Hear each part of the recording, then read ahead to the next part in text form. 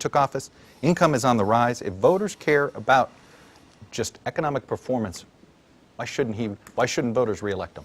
Well, the governor wants to be a Carolina comeback governor.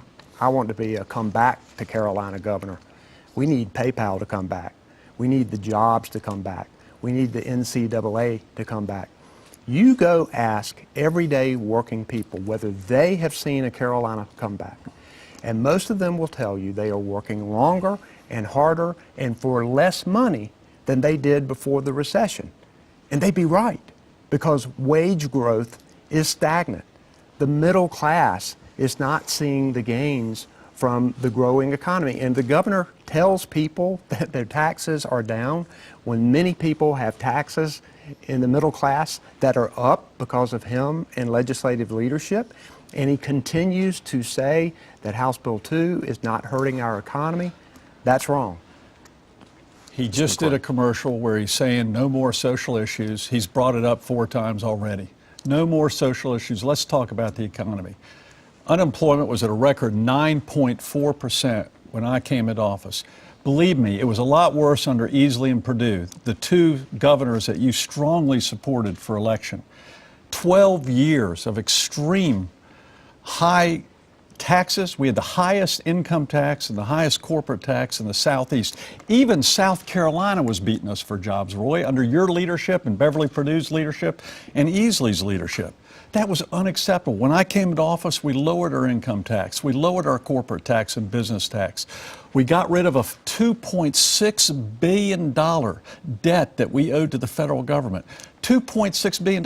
If you had been governor, you would have borrowed another $2 billion, and we would have been $4 billion in debt, and then you would have put it on another tax on the employers of North Carolina and drove unemployment up even more. Okay. This is the philosophy that you followed as a state senator. This is the philosophy that you follow with your fellow leaders and Democrats, and it's got to end. Go ahead, Mr. Cooper. The governor promised people a tax cut. He came through for the corporations and for those at the top. But everyday working people got tax increases. In 67 different ways, Governor McCrory has raised taxes on middle-income families. And literally, we're talking about literally, from birth to death. The next time you go to a movie or you get your car repaired, or you buy school supplies at a back-to-school weekend, you look at that receipt, and the taxes are courtesy of Governor McCrory. He continues to tax the middle class. That's why the middle class is hurting. Thank you, Mr. Cooper. You get 30 seconds, Mr. McCrory. The income tax was high 7%. Now we've reduced it to low 5%. The business and corporate tax was 6%. Now it's down to 3%. And we're recruiting businesses again. 300,000 new private sector jobs. Mr. Cooper, if you become governor, are you going to raise the income tax again? Are you going to raise the corporate tax again? Answer that question. Are you going to raise those taxes again because you were against our tax reform? Yes or no? Are you going to raise those taxes again and be less competitive with Tennessee and Virginia and the rest of the nation? I'll let you each have 30 seconds since you're engaging. Go ahead, Mr. Cooper. Yes? We do not have to raise taxes in order to fix what is wrong with our economy. The problem is the middle class is hurting. Wage growth is stagnant, Governor, whether you like it or not. You, with your income tax and corporate tax cuts, you have mostly benefited those at the top. And the statistics show that you're leaving out the middle class.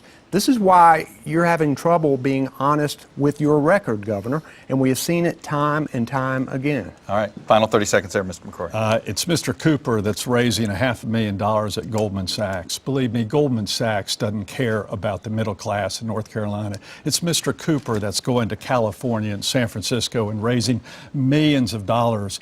The people in San Francisco don't care about the middle class in North Carolina. Tell them where you're getting your money, and it's not from people who care for North Carolina and our economy. All right.